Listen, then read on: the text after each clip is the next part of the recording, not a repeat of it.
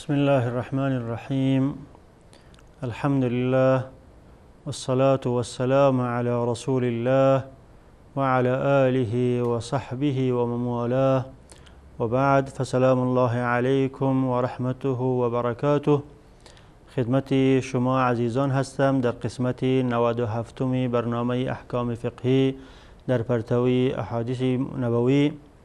این قسمتی از برنامه و ان شاء الله تعالی چند قسمتی آینده این برنامه در مورد احکام و آداب و سنت های نماز جنازه خواهد بود که باب جنازه یکی از ابواب نماز است که در مورد تلقین میت و تکفین میت و غسل دادن میت و در قبر نهادن میت و نماز خواندن بر بالای میت و احکام دیگری که متعلق در این باب است. در این احکام را در روشنایی احادیث گهربار رسول اکرم صلی الله علیه و سلم در چند قسمت خدمت شما تقدیم خواهم کرد. و در این قسمت در مورد تعریف جنازه و در مورد اینکه احادیث متعددی از رسول اکرم صلی الله علیه و سلم ثابت است که ما را ترغیب میکند به اینکه همیشه مرگ را به یاد داشته باشیم و به یاد داشتن مرگ چه ثمراتی دارد. و در مورد اینکه از احادیث متعددی از رسول اکرم صلی الله علیه و سلم ثابت است که ما را از آرزو کردن مرگ منع کردند که مرگ را به خاطر ضرر و به خاطر مصیبت دنیوی که برای انسان مسلمان میرسد باید انسان مسلمان مرگ را از خدای متعال آرزو نکند. این احکام و مسائل را این احکام و مسائل را در روشنایی احادیث رسول اکرم صلی الله علیه و سلم در این قسمتی از برنامه خدمت شما بیان خواهم کرد. جنائز جمع جنازه و یا جنازه که هم به فتح جیم خوانده می شود و هم به کسر جیم که جمعش جنائز است و همچنین به جنازات هم جمع می شود. و جنازه یا جنازه از جنز یا الجنز گرفته شده که به معنای ستر است، پوشانیدن. جنازه یجنزو یعنی ستر یسترو، چون مرده یا میت وقتی که بالای تابوت یا بالای چارپایی گذاشته می شود او را توسط عبا یا توسط چادری پوشانیده می شود. لذا آن سریری که بر بالای آن چارپایی که بر بالای از اون نعش و تابوت مرده گذاشته می شود، این سریر را و یا این تابوت را به نام جنازه یاد میکنند. و هم احکامی که مربوط مردن و مربوط تلقین میت و مربوط غسل دادن میت و مربوط تکفین میت و خواندن نماز بر او، این هم احکام در باب جنایز داخل می شود و حدیثی که از رسول اکرم صلی الله علیه و سلم در این مورد آمده آن را علما در باب جنایز ذکر میکنند. در مورد مرگ یا مردن دوستان عزیز، مرگ یا مردن یک حقیقتی است که هیچ کس از او انکار کرده نمیتواند و هیچ کس از او خلاصی ندارد. هر زنده جان باید یک فتره‌ای که زنده میماند بعد از او بمیرد. کل نفس ذائقة الموت، همه زنده جان ها مرگ را چشیدنی است و هیچ کس از این چیز خلاصی ندارد. و لذا رسول اکرم صلی الله علیه و سلم در احادیث متعددی ما مسلمان ها را ترغیب به این کردند که همیشه مرگ را نصب العین خود قرار بدهیم، همیشه مرگ را مد نظر داشته باشیم و هیچ وقت مرگ را از یاد نبریم و همیشه با انجام دادن اعمال صالح مستعد و آماده باشیم برای استقبال این چیز، برای استقبال مرگ. و کسی که این فعل را انجام می دهد همیشه مرگ را در زیر نظر می داشته باشد و همیشه برای استقبال این مرگ تیاری می کند. رسول اکرم صلی الله علیه و سلم در احادیث او را از جمله بهترین انسان ها شمارانیده و از جمله دلایل خیریت این شخص او را شمارانیده. از جمله این حدیث است که امام ترمذی و امام نسائی و امام ابن حبان رحمت الله علیهم از صحابی جلیل القدر حضرت ابو هریره رضی الله عنه روایت میکنند که رسول اکرم صلی الله علیه و سلم فرمودند: اکثروا هادم اللذات الموت، شما همیشه هادم اللذات یا هادم اللذات که او مرگ است او را باید داشته باشید. در روایت هادم اللذات آمده با ذال که به معنای قطع کننده است. آن چیزی که لذت های دنیا را از شما قطع میکند که او مرگ است او را باید داشته باشید. و در روایت هادم اللذات آمده با دال به معنای ازاله کننده یا از بین برون، چیزی که او را ازاله میکند یا از بین میبرد، یعنی آن چیزی که لذت های دنیا را از شما دور میکند، لذت های دنیا را از شما میبرد، آن را که او مرگ است آن را همیشه باید داشته باشید. و همچنین امام دیلمی رحمت الله علیه از صحابی جلیل قدر ابو هریره رضی الله عنه روایت میکند که رسول اکرم صلی الله علیه وسلم فرمودند اکثروا ذکر الموت فما من عبد اکثر ذکره الا احیا الله قلبه و هون علیه الموت. شما همیشه مرگ را باید داشته باشید، مرگ را زیاد یاد کنید و مرگ را فراموش نکنید. چرا؟ فما من عبد اکثر ذکره، هر بنده که مرگ را زیاد یاد میکند، مرگ را از یاد خود نمیبرد، مرگ را فراموش نمیکند، نتیجه چی است؟ ثمره چی است؟ ثمرش این است که الا احیا الله قلبه، خداوند قلبی از او را زنده نگه می‌دارد، بر قلبی از او مهر نمیزند، قلبی از او نمیمرد، قلبی از او همیشه زنده میباشد. وقتی که قلب انسان زنده باشد انسان میتواند که خوب را درک کند و بد را هم درک کند. وقتی که قلب انسان مرد خوب و بد را درک کرده نمیتواند. و کسی که همیشه مرگ را به یاد میارد، همیشه مرگ در پیش روی چشمی از او هست و برای از او استعداد و تیاری میگیرد، خداوند قلب از او را همیشه زنده نگاه میکند. و هون علیه الموت، و ثمره او نتیجه دومش این است که مرگ را برای از او آسان میکند. مرگ آسان میکند، یعنی مرگ برای از او آسان میآید، مرگ سخت نمیکند، مردن سخت نمیکند. و همچنین امام ابن دلال کتابی دارد، ابن لال کتابی دارد به نام مکارم الاخلاق. در او از حضرت انس بن مالک رضی الله عنه روایت میکنه که رسول اکرم صلی الله علیه و سلم فرمودند اکثروا ذکر الموت فإن ذلك تمحیص للذنوب و تزهید فی الدنیا. شما همیشه مرگ را زیاد یاد کنید، مرگ را همیشه در پیش روی چشمانتان داشته باشید. به خاطر چی؟ به خاطر از اینکه فإن ذلك تمحیص للذنوب، زیاد یاد کردن مرگ گناه ها را میبخشاند، سبب بخشش گناهات می شود. سبب از این می شود که وقتی که انسان همیشه مرگ را به یاد داشته باشد، طاعات میکند، کارهای خوب انجام میدهد و از کارهای بد باز می ایستد که در نتیجه حسنات از او زیاد می شود و گناههای از او بخشیده می شود یا کم می شود. و تزهید فی الدنیا، و نتیجه و ثمره دومش این است که زیاد یاد کردن مرگ انسان را از دنیا زاهد می سازد.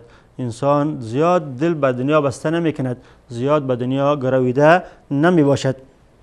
و همچنین ابن ماجه رحمت الله علیه از عبدالله بن عمر رضی الله عنه روایت میکند که ایشان فرمودند قام رجل من الانصار فقال، یک مردی از انصار بلند شد و خطاب بر رسول اکرم صلی الله علیه وسلم گفت یا نبی الله من اکیس الناس و احزم الناس. ای رسول اکرم صلی الله علیه وسلم، هوشیارترین انسان و قاطعترین انسان کی است؟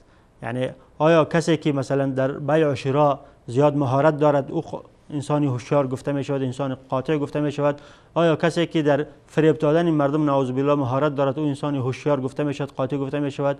یا کسی که زیاد چالاک است و زیاد چست است او انسان حازم و قاطع و هوشیار گفته می شود یا شخص دیگری؟ رسول اکرم صلی الله علیه و آله در جواب فرمودند اکثرهم ذکرا للموت، قاطعترین انسان و هوشیارترین انسان کسی است که زیاد مرگ را یاد میکند، زیاد در فکر و در شورت مرگ می باشد. و اکثرهم استعدادا للموت، و کسی که زیاد برای مرگ تیاری میگیرد، همیشه با کردن اعمال صالح و باز ایستادن از اعمال بد برای مرگ تیاری میگیرد. اولئک هم الاکیاس، کسی این کار میکند آنها هوشیار هستند. هوشیار کسی نیست که در خرید و فروش دنیا، در اعمال دنیا و در فریب دادن مردم هوشیار بوده باشد. هوشیار کسی است که همیشه مرگ را یاد میکند و برای مرگ تیاری میگیرد. میگه که ذهبوا بشرف الدنیا و کرامت الاخره، اینها مردمانی هوشیار هستند که شرف دنیا را هم از خود کردن، شرافت و عزت دنیا را هم از خود کردن و کرامت آخرت را هم از آن خود کردن با یاد کردن مرگ و با استعداد برای مرگ. و یاد کردن مرگ و استعداد برای مرگ ثمرات و فواید و میوه های شیرینی دارد که از جمله از آن فواید که بعضی در این احادیث ذکر شد و از او جمله هم این است که انسان وقتی که مرگ را یاد میکند در طاعات و در عبادت خود کوشش میکند و به شکل احسن و خوب طاعات خود را انجام میدهد. در حدیثی که امام بیهقی او را در کتاب زهد روایت کرده که نبی اکرم صلی الله علیه و سلم فرمودند اذکر الموت فی صلاتک، همیشه در وقت نماز که استاد میشی در به درگاه الله متعال نماز میخوانی مرگ را جلوی چشمان خود قرار بده و همیشه وقتی که نیت نماز را میکنی مرگ را به یاد داشته باش. به خاطر چی؟ به خاطر اینکه فإن الرجل اذا ذكر الموت في صلاته لحری ان یحسن صلاته، وقتی که انسان به درگاه الله متعال در نماز ایستاد می شود و مرگ را جلوی چشمان خود قرار می دهد، مرگ را یاد می کند، اون شخص نماز خوبی می خواند به درگاه الله متعال. نماز در خواندن نماز خود هیچ کمی و کوتاهی را نمی آورد، با ادا کردن تمام واجبات و شروط و ارکان و خشوع و خضوع این نماز را انجام می دهد. مانند کسی نماز می خواند که بعد از خواندن یک دو رکعت نماز او را مثلا بکشند یا مرگ آمدن مرگ بر بالای از او حتمی بوده باشد. لذا وقتی که انسان همیشه در کردن اعمال صالحه و طاعات مرگ را جلوی چشمان خود قرار میدهد، مرگ را یاد میکند و انسان در انجام دادن عبادت اجتهاد میکند، کوشش میکند و عبادت را به طور احسن و به طور خوب، به طوری که الله متعال از او راضی شود انجام میدهد. و همچنین از ثمره و فواید میوه های شیرین امر ذکر کردن موت یا زیاد موت را به یاد آوردن، مرگ را به یاد آوردن این است که انسان به دنیا دل نمیبندد و از دنیا زهد را اختیار میکند، زاهد میشود و همیشه به شوق و به ذوق لقای الله متعال می باشد. همیشه شوق و ذوقش به است که با الله متعال ملاقات کند. امام نسائی رحمت الله علیه روایت میکنه که رسول اکرم صلی الله علیه و سلم همیشه در دعای خود این دعا را میخواندند که و اسألک لذة النظر الى وجهک و الشوق الى لقائک، ای بار الها ما از تو میخواهم که از تو لذت نظر کردن به طرف روی تو را میخواهم و از تو شوق و ذوق ملاقات تو را میخواهم و این دو امر است که وقتی که این دو امر بر انسان حاصل شود بهترین یعنی لذت دنیا و آخرت را از آن خود میکند. بهترین لذت دنیا این است که انسان همیشه به شوق لقای الله متعال زندگی کند و بهترین لذت آخرت این است که دیدار الله متعال در آخرت نصیبی از او شود. لذا ابن قیم رحمت الله علیه میگه که وقتی که برای انسان این دو چیز میسر شود او سعادت دنیا و آخرت را از آن خود میکند.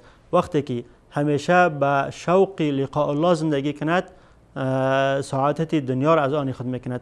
وقتی که در آخرت نظر به طرف روح الله، به طرف چهره الله متعال، وجه الله متعال نصیب از او شود و این لذت آخرت را نصیب خود میکند و بهترین نعمت چون در آخرت نظر کردن به طرف روی الله متعال است. لذا با این کار خود بهترین لذت دنیا و آخرت را میتوند که از آن خود کند. و بعد از دیدن یک میانه برنامه کوتاه دوباره خدمت شما عزیزان هستم با ادامه این مطلب با بیان ثمرات تذکیر یادآوری موت. والسابقون الأولون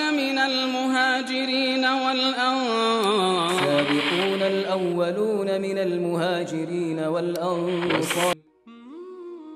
الله از پیشگامان نخستین که همان مهاجرین و انصارند و کسانی که به نیکی از آنان پیروی نمایند راضی است و آنان نیز از الله خوشنودند و الله برایشان باغهایی آماده کرده که از فرودست آن جوی بارها جاری است و جاودانه در آن خواهند ماند و این رستگاری بزرگ است. بسم الله الرحمن الرحیم. با سلام مجدد خدمت شما عزیزان هستم.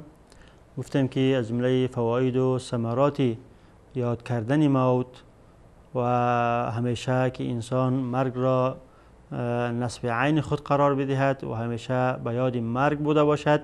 اول این است که در عبادت و طاعات اجتهاد میکند و عبادت و طاعات را به شکل احسن و خوب انجام میدهد.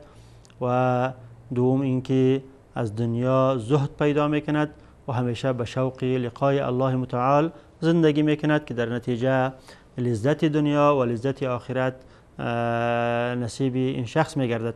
و همچنین جمله ثمرات یا میوه های شیرین این امر این است که ثمرات این امر این است که برای انسان انشراح صدر پیدا میشه. همیشه انسان در حالتی زندگی میکند که خوش می باشد و انشراح قلب برای از او نصیب میگردد و از ضیق قلب تنگدلی نجات پیدا میکند.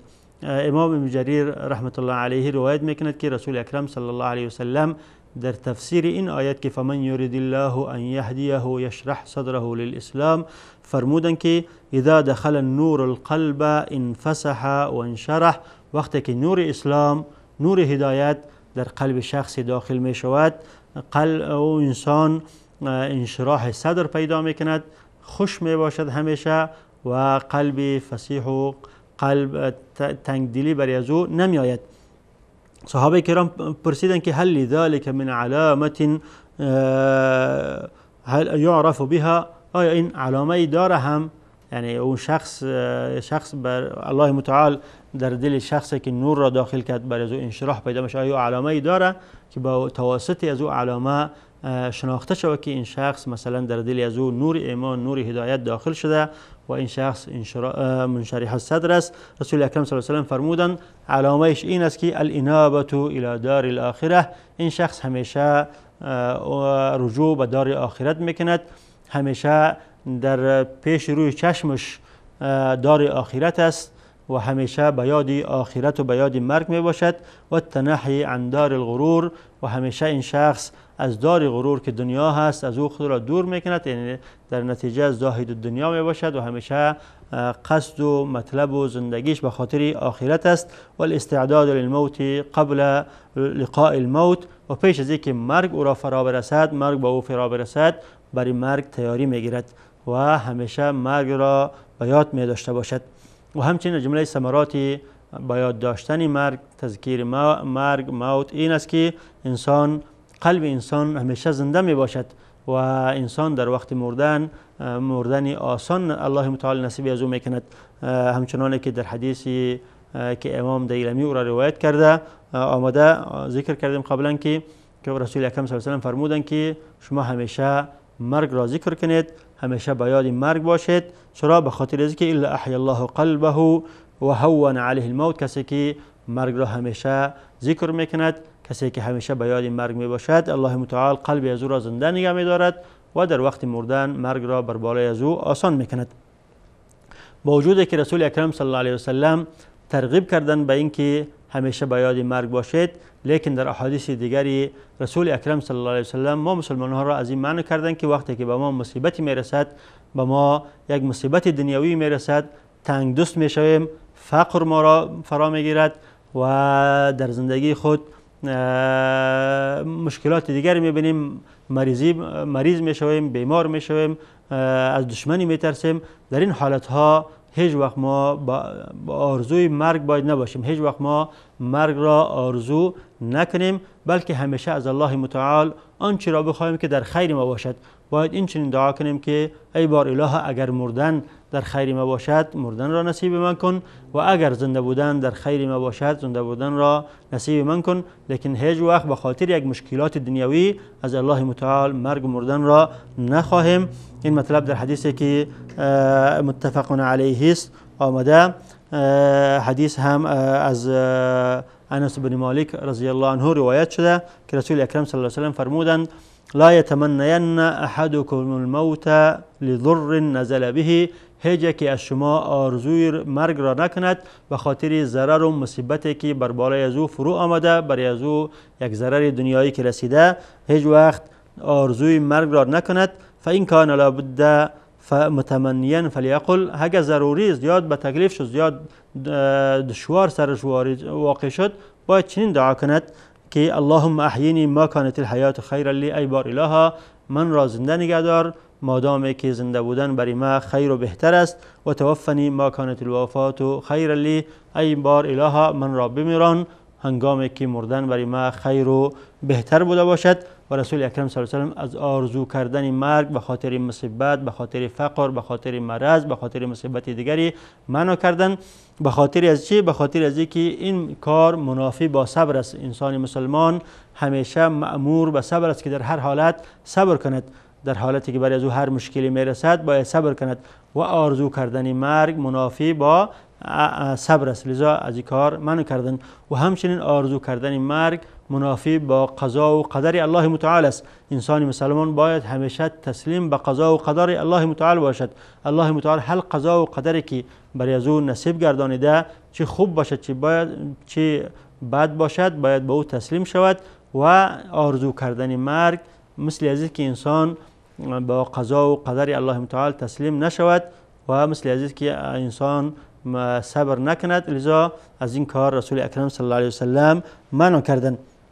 و در حدیث دیگری هم آمده که امام بخاری را روایت میکند از انس بن مالک، رسول اکرم صلی الله علیه و سلم فرمودند لا یتمنى احدکم الموت، هیچ یکی از شما مرگ را باید آرزو نکند. به خاطر چی؟ به خاطر اینکه اما محسنا فلعله یزداد، این شخص اگر انسان نیکوکار باشد زنده بماند در نیکی از الله متعال اضافه می شود و در نتیجه اعمال صالحه از او زیاد شده میرد. و اما مسیئا فلعله یستتیب، و اگر انسانی بدکار باشد و اینکه زنده بماند شاید که توبه کند و از گناه های خود باز بیستد و الله متعال توبه از او را قبول کند و به حسن خاتمه از دنیا برود. اما اگر انسان وقتی که آرزوی مرگ را میکند، اگر انسان نیکوکار باشد در حالی میمیرد که نیکی های از این کم است، و اگر انسانی بدکار باشد در حالی میمیرد که این شخص توبه نکرد و در حالت بدی در حالت گناه میمیرد و در نتیجه به عذاب الله متعال گرفتار می شود. لذا انسان مسلمان به هیچ وقت آرزوی مرگ را نکند، آرزوی مصیبت را نکند، باید همیشه متفائل بوده باشد و اگر مصیبت و مشکلی برای از او میرسد باید این بگه که اگر مرگ در خیر من بوده باشد مرگ را ای بار اله نصیب من کن، و اگر زنده بودن در خیر من بوده باشد ای بار اله زنده بودن را نصیب من کن. و این در امور دنیوی هست که وقتی که در امور دنیوی مشکلی برای انسان میرسد. اما اگر در امر آخرت، در امر دین بوده باشد، انسان اگر ترس ازی بوده باشد که در دینش به فتنه واقع شود، در دینش مشکلی برای از او برسد، در او حالت جایز است که از الله متعال آرزوی مرگ را کند و هیچ منافاتی با این احادیث نداره، چون در احادیث متعددی از رسول اکرم صلی الله علیه و سلم و از صحابه کرام چنین آرزوی ثابت شده است که رسول اکرم صلی الله علیه و سلم در بعضی مواقع تمنا و آرزوی مرگ را کردن و همچنین صحابه کرام این کار را کردن. و این به خاطر از بوده که از ترس خوف فتنه، از ترس فتنه در دین، که انسان در دینش در فتنه واقع نشود، ضرر و مصیبتی در دینی برای از او نرسد.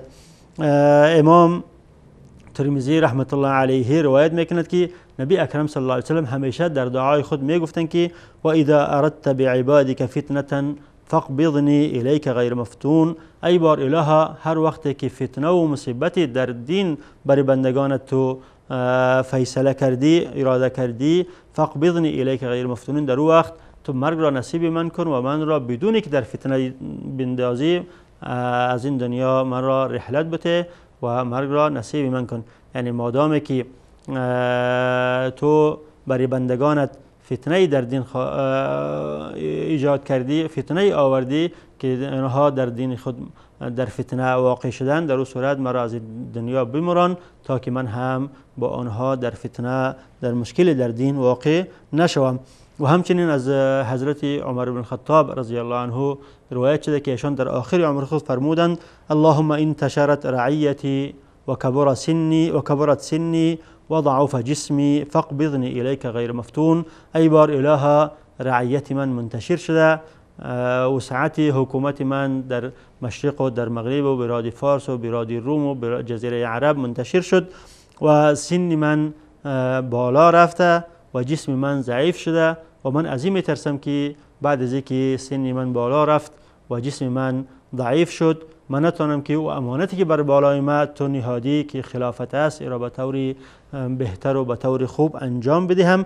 پس چی کن؟ فقبضنی الیک غیر مفتون، ای بار الها غیر بدون از این که تو مرا در فتنه بندازی من را بمران. و این بود که رسول حضرت عمر بن الخطاب رضی الله عنه با طعنه زدن ابو لؤلؤ مجوسی شهید میشوند و بدون کدام فتنه از این دنیا رحلت میکنند و با لقاء الله میپیوندند.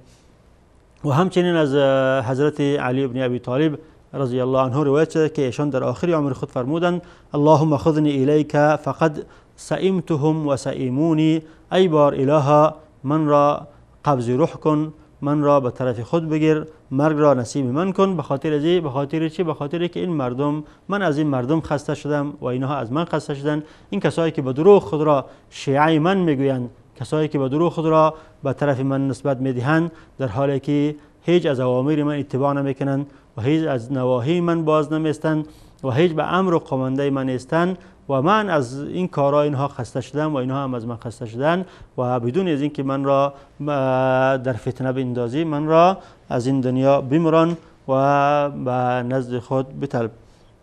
و همین بود که حضرت علی بن ابی طالب در نتیجه طعنه زدن عبدالرحمن بن ملجم به شهادت میرسند و به لقاء الله میپیوندند. و همچنین حضرت مریم بنت عمران وقتی که درد اولاد با ایشان فرا میرسد، این را مصیبتی برای خود میدانند و در او وقت میگن که الیتنی مت قبل هذا و کنت نسیا منسیا، ای بار الها کاش که من پیش از این مصیبت میمردم و از یاد مردم میرفتم و چنین مصیبتی را نمیدیدم. و همچنین در حالتی که انسان در جنگ آرزوی شهادت را میکند، این هم جواز دارد و این هم منافی با احادیثی نیست که رسول اکرم صلی الله علیه و آله از آرزو کردن مرگ نهی کردند و از تعدادی از صحابه این ثابت است، از جمله عبدالله بن رواحه که در غزوه مؤته طلب شهادت کردند، آرزوی شهادت کردند و همچنین حضرت عمیر بن حمام انصاری که در غزوه بدر آرزوی شهادت را کردند و خرمه ها را از دهن خود دو طرف انداختند و گفتند که ما خیلی دور است که ما تا که خرمه را بخورم و ببرم بعد از شهید شم، و رفتن جنگیدن و آرزوی شهادت تا که شهید شدن. الله متعال ما را حسن خاتمه نصیب کند و از جمله مؤمنان بگرداند که همیشه به یاد مرگ بوده باشیم و همیشه برای آمدن این مرگ تیاری داشته باشیم و روح ما را ملائکه های از جانهای ما بکشد که هیچ تکلیف و هیچ آزاری در کشیدن آن برای ما ندهد. و در اینجا وقتی برنامه ما به پایان میرسد. تا به دیدار آینده با شما خداحافظی میکنم و ادامه این مطالب را در قسمت‌های آینده در روشنایی احادیث گهربار رسول اکرم صلی الله علیه و آله خدمت شما بیان خواهم کرد. تا با وقت الله حافظ و نگهبانتان. والسلام علیکم و رحمت الله و برکاته.